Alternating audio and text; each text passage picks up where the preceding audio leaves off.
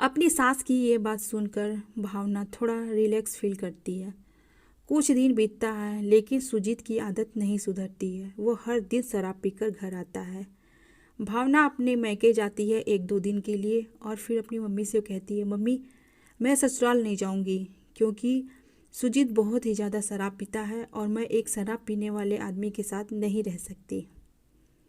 तो उमा भावना को समझाती है, देखो बेटा, अब तो तुम्हारी शादी हो गई है। तुम अपनी सूझबूझ और समझदारी से सुजीत को सुधार लो ताकि तुम अपने घर में सबकी नज़र में अच्छी बहू बन जाओ।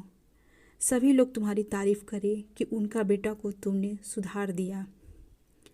यह सुनकर भावना को थोड़ा रिलैक्स फील होता है और फिर वो वापस ससुराल आ जाती है।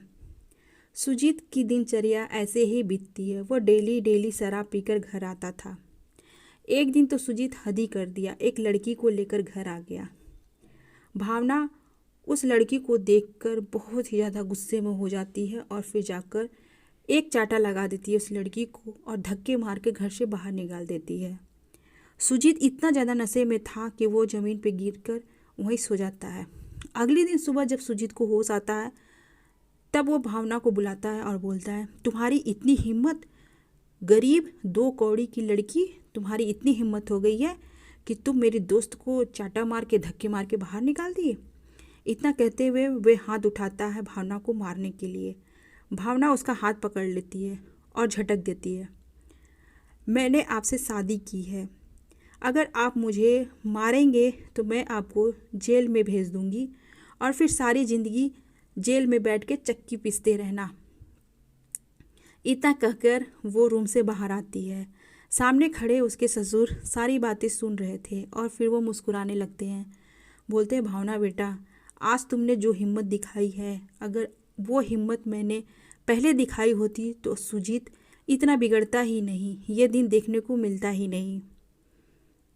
जब सुजीत के पापा अपनी बहू भावना से बातें कर रहे थे तो सुजीत दरवाजे के पास खड़ा होकर उनकी बातें सुन रहा था।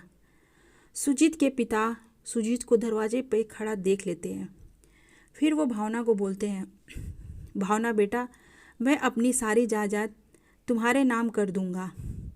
तो भावना बोलती है, हाँ पिताजी, आप मुझे सारी जायदाद दे दीजिए, उसके बाद मैं सुजीत को जेल भेजवा दूंगी और फिर इतना बड़ा जायदाद का देखभाल करने वाला कोई होगा नहीं तो मैं दूसरा शादी कर लूँगी, फिर उसके बाद हम चारों हंसी खुशी रहेंगे।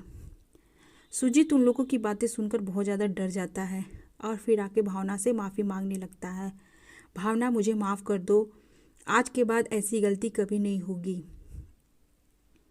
भावना बोलती है, पहले तुम कान पकड़कर माफ़ी मांगो मुझसे और अपने पिता से भी। सुजीत अपनी पत्नी से भी माफ़ी मांगता है और अपनी गलती पे अपने पिता से भी माफ़ी मांगता है। दोनों लोग सुजीत को माफ़ कर देते हैं और फिर हंसी खुशी सभी लोग रहने लगते हैं। आई होप आज की कहानी आप लोगों को पसंद आई होगी। भावना की सूझबूझ और समझदारी का